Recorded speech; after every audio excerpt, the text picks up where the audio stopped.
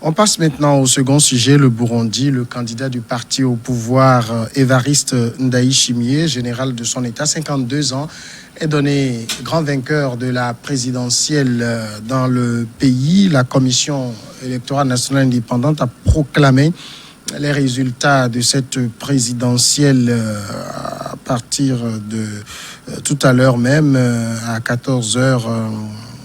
Et il remporte donc cette présidentielle avec 68,72% des suffrages. Son principal challenger, Agathon Rwasa, a déjà qualifié ses résultats de fantaisistes et a accusé le pouvoir de tricherie et de pure manipulation. Alors, premier point, Évariste Ndayishimiye, candidat du CNDD-FDD, parti de Pierre Nkurunziza, remporte la présidentielle. Ce n'est pas vraiment une surprise. Non, ce n'est véritablement pas une surprise, même si l'ensemble de la population burundaise aujourd'hui aspirait à un changement à la tête de l'État. Le président sortant et son parti feraient tout pour garder le pouvoir de toutes les façons. Et moi, je salue déjà le courage de Nkurunziza qui a accepté de partir après ses nombreux mandats. Personne ne composait véritablement ses calculs, le connaissant. Personne n'a jamais présagé que Nkurunziza accepterait de partir au bout de son dernier mandat. Donc c'est déjà un acquis, un courage politique assez grand de sa part. Et pour cela, j'ai compris que qui que vous soyez, quel que soit votre pouvoir présidentiel, un beau matin, lorsque vous décidez de partir, vous respectez votre parole, vous partez et les gens vont vous applaudir. Maintenant, il est parti comment? Il est parti sur la base des élections présidentielles. Il a positionné un dauphin qui a remporté les élections. On sait comment les élections ont été organisées au Burundi depuis le début de ce processus. Les dysfonctionnements, Agathon Rwasa, qui s'est positionné ou qui s'est présenté à cette élection était sûr de lui, était certain qu'il allait remporter cette élection. Parce qu'aujourd'hui, quand vous arrivez au Burundi, vous comprendrez la volonté ou le désir des populations de passer à une autre étape de la vie politique de ce pays avec le départ de Nkurunziza. Malheureusement, Nkurunziza a fait tout pour que son dauphin puisse remporter les élections. Derrière cette victoire cela ne peut du général, derrière cette victoire du général, qu'est-ce qui va se passer aujourd'hui au Burundi? Quels seront les gros ou les grands projets ou les grands espoirs qui seront portés par la nouvelle équipe qui viendra aux affaires? Seul c'est au Burundais de constater cela et de voir si véritablement la nouvelle équipe ferait mieux que l'ancienne qui a été présidée par... Bon, vous voulez parler du nouveau président ou de nouvelle équipe? Moi, je ne vois pas une nouvelle équipe passer. Il n'y a pas de nouvelle équipe là-bas. C'est une continuité. On prend les mêmes, on recommence. Oui, on prend les mêmes, on recommence. Hein. Seule la casquette a changé un tout petit peu.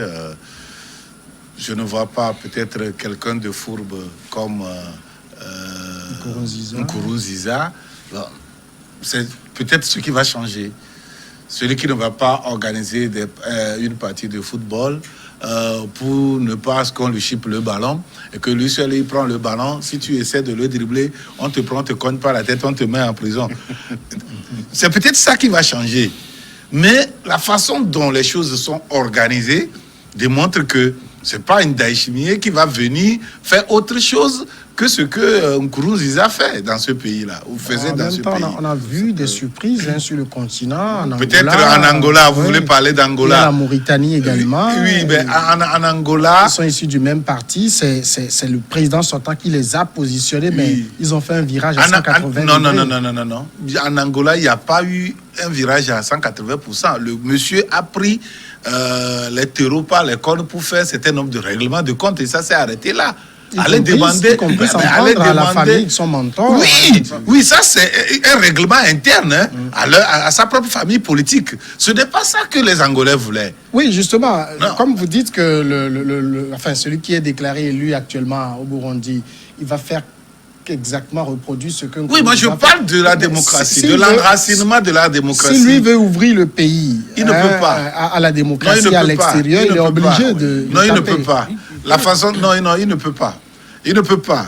La façon dont il est venu ne lui permet pas. C'est toute une équipe qui l'accompagne. C'est tout un système.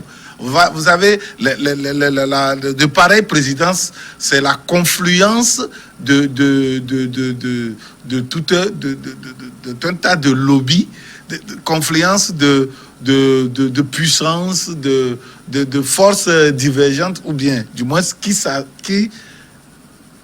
se mettent d'accord uniquement sur le pouvoir et qui sont ensemble et qui se surveillent, qui se guettent. Et ce n'est pas le grand amour. Et donc, le monsieur Nkurunziza a tout fait pour pouvoir placer un dauphin qui peut aller dans le sens-là. Il va vouloir changer quelque chose, on le fait tomber. Parce que le système est là. Si c'était un acquis démocratique vrai et que les élections sont libres, démocratiques et que les gens ont postulé, ils sont venus au pouvoir avec une équipe autonome, je peux dire que les Burundais vont œuvrer, du moins ceux qui ont pris les rênes du pouvoir vont œuvrer pour l'enracinement de la démocratie. Oui. Mais la façon dont c'était fait, c'est comme tout un lit, une fondation déjà bien posée et que Ndaye Chimié ne viendra que poser ces briques dessus pour pouvoir ériger ce qui est déjà... Il ne faut pas aussi passer sous silence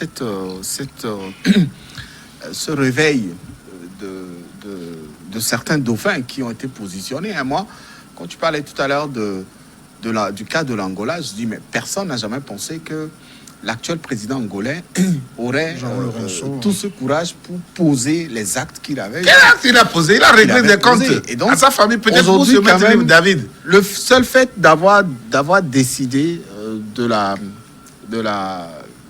l'écartement de certains héritiers de Dos Santos, voilà. Est-ce qu'il y a la démocratie en Angola? Le seul fait qu'il ait pris cette décision. Est-ce qu'il y a la démocratie en Angola? A été applaudi par les Angolais aujourd'hui. Oh non. Alors, il y a aussi qu'il faut comprendre cette envie qu'ont ces dauphins de venir aussi avec leur programme. De venir avec un changement, d'apporter quelque chose de nouveau dans l'ancienne gestion qui est faite par l'ancien président. Le nouveau président, c'est un général de l'armée, ce n'est pas un civil. Et donc, il sait ce qui n'avait pas marché sous Nkurunziza. Il sait ce qui pourrait marcher aussi pour les 5 ans à venir, pendant sa présidence. Et les cas sont là. On a vu un peu ce qui... Même au Zimbabwe, personne n'a jamais cru que...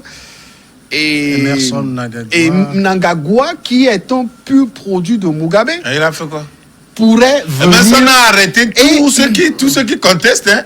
Voilà. Si vous voulez faire une manifestation de riz, Emerson vous prend, il vous met en prison. Oui, mais au-delà de ça, la liberté n'est pas... Les gens ont préféré même la liberté qui jouissait. Non, au moins autant de Mugabe, on pouvait manifester dans les Zimbabwéens ne parlent pas aujourd'hui de liberté, mais ils parlent de ce que Mugabe n'a pas pu faire, que Emerson est en train de faire aujourd'hui. Et personne n'a jamais pensé que Mnangagwa serait assez courageux pour prendre certaines décisions, pour relancer le produit, pour faire arrêter certaines pratiques. On en connaît le cas de la Mauritanie, par exemple, avec le président qui est arrivé. Le cas de l'Angola, qui a été en Afrique. Qui a été en Afrique. Le premier exemple qui a permis le réveil de ces dauphins-là. Et donc, pour le cas du Burundi, je pense que ce général qui vient d'arriver, c'est vrai que c'est un peu produit de Bujumbura, de Nkurunziza, etc. Mais il y a quand même cette volonté qu'ont ces nouveaux qui ont été positionnés pour apporter un changement. Vous verrez, la même situation aussi pourrait se passer en Côte d'Ivoire avec le dauphin qui est positionné par Ouattara. D'autant plus que Ndaye Chimié est présenté comme quelqu'un de plus ouvert, de plus accessible, en tout cas avec qui on peut facilement discuter. On lui a donné ce manteau. Pour pouvoir le présenter présidentiable. Ça s'est arrêté là. Quelqu'un d'ouvert, de démocratique, qui ne peut pas travailler avec le monsieur là, avec Nkurunziza. Ce n'est pas possible. Il est venu, il avait conforté ce système. C'est le bras armé même d'ailleurs de ce système. Ce n'est pas pour rien qu'il était choisi. C'est parce qu'on sait que il pouvait avoir une maîtrise de la main, il pouvait avoir une maîtrise du système politique d'ailleurs. C'est pour ça qu'on l'a choisi. Et on a tout fait pour qu'il gagne. Hein? Agathon Rwasa ne peut que rager, ne peut que rougir, ne peut que... je l'ai trouvé complètement naïf. Il a accompagné un système qui devait en arriver là. Si de l'un, lui, n'arrivait pas à lire ça, je le trouve un peu mauvais politicien. Vous voyez? Donc, on a tout fait pour que ce système soit conforté. Qu'il vienne et qu'il veuille se donner un tout petit peu de liberté d'action en écartant certaines figures de proue du système politique qui avait régné, c'est autre chose. C'est un autre débat. Mais je ne pense pas que les Burundais ont besoin de quelqu'un qui va venir uniquement faire des règlements de compte et asseoir encore un système autocratique. C'est ce qui s'est passé en Angola et vous applaudissez là. Il n'y a rien d'extraordinaire en Angola. Non, en Angola le monsieur est venu... En Angola, il n'y a pas eu de règlement de compte. Hein. Mais règlement de compte, justement. Non, c'est des règlements de compte. Il a vite fait de trouver... contre la corruption. Voilà, ça fait... Pourquoi c'est uniquement dans le système, dans le camp de... Non. C'est eux qui ont gouverné Il aurait pu... Tu sais, non. En Angola, là, les puissants, les oligarques, là, qui dirigent l'Angola ne sont pas uniquement que du côté de Dos Santos. Mais il y en a qui ont été... Il a fait du côté de Dos Santos simplement pour se donner les coups de franche et asseoir son système. Et il a réussi. Oui, mais il a réussi. Ce n'est pas de ça que les Angolais ont besoin. Les Angolais, ce n'est pas de ça. Vous allez dans l'enclave de Cabinda, là où on a été, on nous avait fusillés. Là. Vous allez là-bas, les gens vous regardent comme des envahisseurs.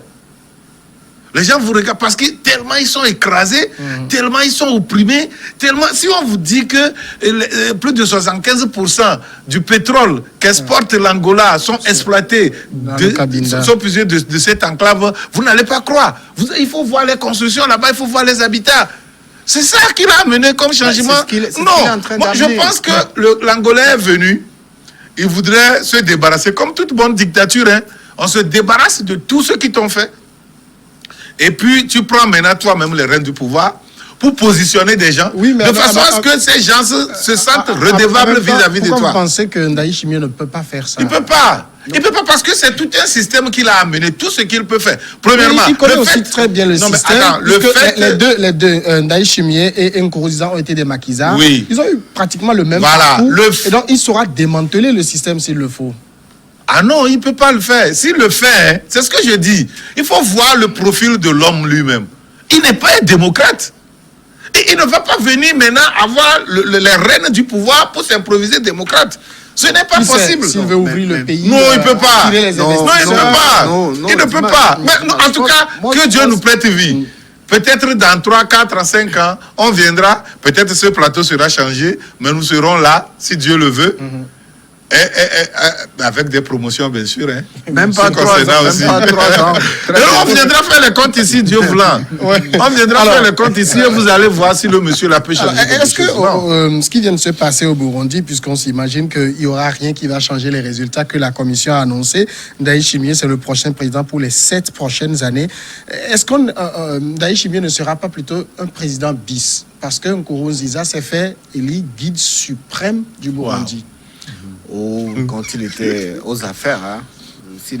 Aujourd'hui, il n'est plus... Non, justement, il quitte les affaires, mais il devient guide suprême.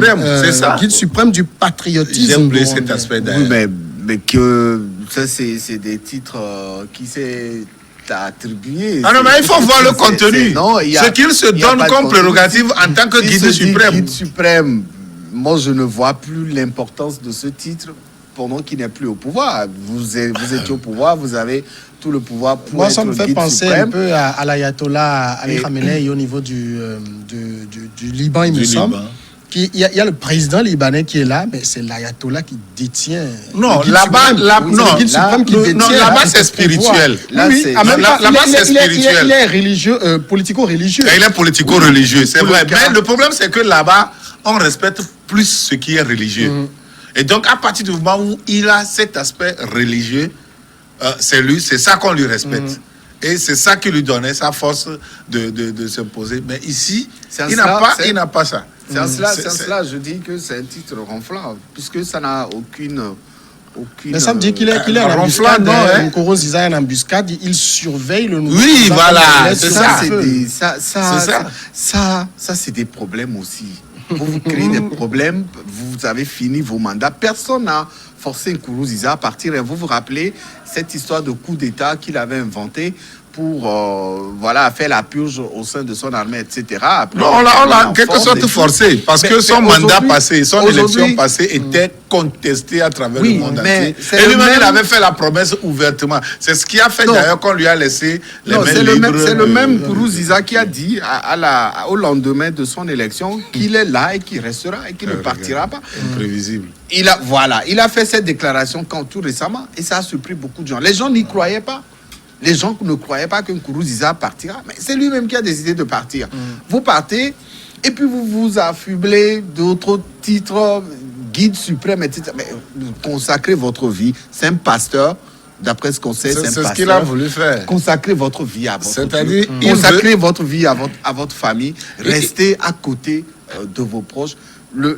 Tout ce que vous avez eu à faire et que vous n'avez pas pu faire pendant que vous étiez aux affaires aujourd'hui, Il veut allez être- vous reposer et Non, il veut être laissez un souvenir l'inspecteur positif aux principal Burundais. du Vous ne pouvez pouvoir pas- exécutif. Vous ne pouvez pas être ancien président et aujourd'hui vous n'êtes plus au pouvoir et puis vous vous dites je vais être là à surveiller le nouveau président. Vous savez, c'est très dangereux aussi parce qu'à tout moment ça peut changer. Si le nouveau gouvernement se sent espionné et surveillé par l'ancien président ou alors tout son entourage, ça risquerait aussi de ramener une autre situation. Dans la petite là-bas. rectification, Ali Khamenei, c'est le guide suprême de la révolution iranienne et non libanaise. Non, comme, c'est iranien, vous avez dit. Non, j'ai pas Vous avez dit dit Liban. iranienne. C'est- Vous avez dit Liban. Oui. Ah Alors, non, c'est- On a entendu Iran. Hein? Iran, hein, vous avez dit iranien. Moi j'ai entendu C'est Iran. ça, ouais. Alors, le Burundi est quand même aussi confronté, on le sait, selon le classement de la Banque mondiale, le Burundi fait partie des 3 pays les plus pauvres du monde. Et donc, le défi du nouveau président, ça va être le relèvement économique. C'est là où je parlais de son ouverture vers l'international. Il doit attirer les investisseurs et pour ça, il faut montrer patte blanche. Oui, c'est vrai que quand il y a du nouveau, c'est plutôt la diplomatie internationale qui s'en tire bien. Parce qu'ils vont dire que, bon, pendant longtemps, ils ont quand même leur intérêt à travailler avec le Burundi. Mais eux-mêmes, ils se sont mis des clichés, des barrières, parce que ils ont déjà taxé Nkurunziza de dictateur avec qui on ne peut pas composer. Ouais. Et ça les dérange eux-mêmes. Et donc, pourvu qu'il y ait un tout petit peu de changement, un petit changement, eux ne vont pas trop lorgner sur la vraie démocratie. Eh bien, ils vont profiter de ça pour pouvoir tirer leur épingle du jeu. Et donc, simplement composer rapidement avec. Sauf que le avec Burundi le n'a Burundi. pas vous allez voir grand-chose, que le Burundi n'a classement pas là. grand-chose à offrir. Hein. En matière de sous-sol, c'est pas un pays très nanti non plus. Oui, c'est vrai. C'est vrai. Donc, c'est plutôt lui qui a intérêt à s'ouvrir et non dire les autres de toute façon. Ils ont quand même besoin leur de moi. intérêt. La communauté internationale a quand même son intérêt là-bas. Vous savez, ne serait-ce que pour stabiliser la sous-région, là-bas, on a besoin de ce Ouais, petit ouais. coin-là. Hein? Vous avez vu comment est-ce que c'est parti avec le Rwanda, le Burundi, avec l'histoire des Hutus, des Tutsis. Comment ça a déstabilisé toute la sous-région? Comment est-ce que ces gars se permettent d'aller annexer la grande RDC? Ouais. Hein? Rwanda. Jusqu'à maintenant, ce n'est pas 100% exclu. Hein? Ils Parce sont que, toujours là. oui, mais pour le Rwanda, on accuse toujours les soldats rwandais d'être toujours au Congo pour exploiter les minerais là-bas. Et donc, c'est pour dire que, ne serait-ce que pour stabiliser la sous-région, la communauté internationale a besoin de... Vous allez voir, dans quelques mois maintenant, ce classement serait autre chose. Alors, parce que c'est des classements politiques aussi, hein, après tout. C'est des classements politiques aussi. Alors, parlons maintenant de l'opposant Agathon Rwasa. Alors, si Ndayishimiye obtient 68% des voix, ça veut dire qu'il reste juste 32% à se partager. Donc, on s'imagine que Rwasa aura également peut-être autour de 20% parce que les autres chiffres, je ne les ai pas eus avant d'entrer en studio. C'est un peu la désillusion pour lui parce qu'on l'a vu quand même pendant la campagne, il mobilisait de grosses foules derrière lui. Avoir moins de 30% de suffrages, c'est le revers de la médaille en Afrique. Vous êtes opposant, vous participez à une élection, vous n'avez pas les vrais chiffres. Ce qui s'est passé au Burundi, ce n'est pas les vrais chiffres qui ont été publiés. Moi, déjà, quand on parle de 68% pour le candidat de Nkurunziza, c'est qu'il y a un problème. On s'attendait à 80-90%. Quand on sait comment Nkurunziza tenait le pays, etc., il se dit populaire, il passait un message qui faisait croire qu'il était aimé, applaudi par on va voir si le chiffre là va lui plaire. Si ça ne lui plaît pas à un moment ça donné, peut aussi indiquer qu'il y a eu transparence. Non, pas du tout. S'il y avait eu transparence, je pense que Nkurunziza serait dans les moins de 30%. Il s'est passé beaucoup de choses. On a parlé de bourrage du... Est-ce qu'on ne va pas trop vite en besogne en croyant aussi que parce qu'il a fait 15 ans au pouvoir, parce que les médias internationaux l'ont présenté comme ce dictateur, donc à l'intérieur, il n'est pas aimé. Mais ce n'est pas les médias internationaux. On oublie que vous connaissez le Nkurunziza est issu de l'ethnie ultra majoritaire. Mais si vous arrivez, oui, à tous les coups, mais ça n'a rien à voir. C'est la gestion de l'homme. C'est la gestion du pouvoir. C'est la gestion de ce qu'il a fait, de ce pouvoir. Aujourd'hui, quand vous arrivez au Burundi, mais de toutes les façons, Dimas parlait tout à l'heure de liberté. Au Burundi, il n'y a pas de liberté. Hein. Si, il n'y en a pas. Hein? Vous voulez manifester, on vous laisse manifester et après on envoie la police pour vous...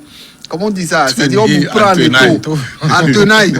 On vous tabasse et vous n'avez pas le droit de dire qu'on vous a tabassé. Hein. On vous tabasse, vous rentrez chez vous pour vous coucher. Le lendemain, si on vous appelle là, vous sortirez ou pas, vous verrez vous-même. Et donc, ça ne plaît pas. Et aujourd'hui, la gestion que le Nkurunziza fait du Burundi aussi, c'est un pays qui revenait de très loin. On a vu comment Nkurunziza était arrivé au pouvoir, son premier mandat. 2005.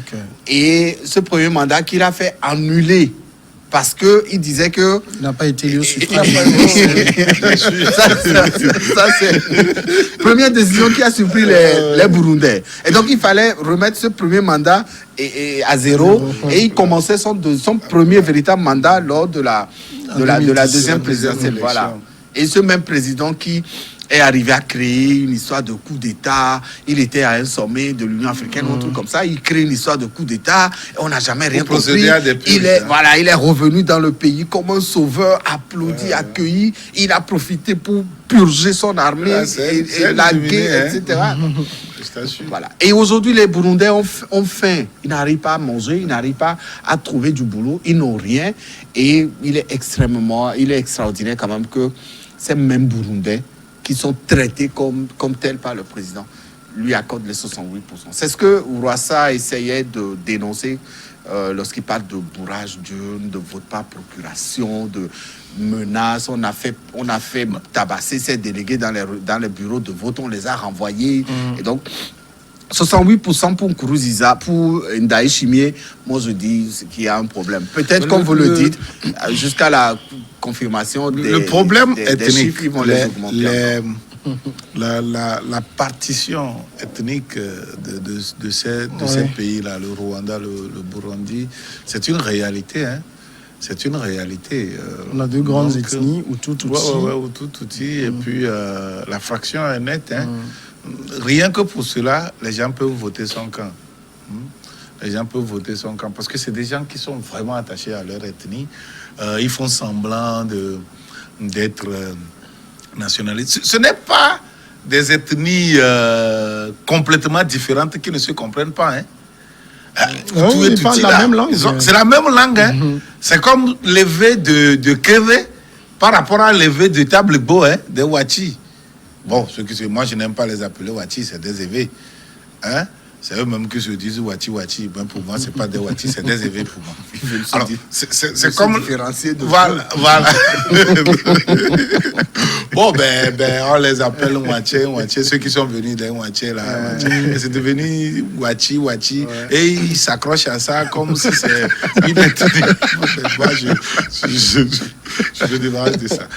C'est des éveils à part entière. Comme les éveils de Kévé, les éveils de Keita, de Ro, de Tablebo. C'est comme ça. C'est simplement l'accent. Ils ont les mêmes traditions, ils se comprennent très bien. Mais si on vous dit que c'est ces gens qui se sont pris des machettes, des couteaux, des armes blanches, des armes, des fusils de chasse, des fusils conventionnels pour s'entretuer, vous n'allez pas croire. Vous n'allez pas croire ça. Donc, cette partition ethniciste ou ethnique là, ça existe réellement là-bas. Alors, c'est ce qu'il faut voir. Je n'ai pas vérifié si Ndaï Chimie est Tutsi ou Hutu pour voir, mais ça m'étonnerait que Nkuruziza positionne quelqu'un qui n'est pas de son ethnie. Surtout que les deux étaient maquisards. Oui, les deux étaient maquisards, c'est la même ethnie. Donc, c'est aussi vrai. Hein. C'est vrai que il peut être suivi rien que par repli ethniciste. Et on peut le voter sur ce point. D'accord. On va marquer la pause ici et nous revenons après le journal. Continuez.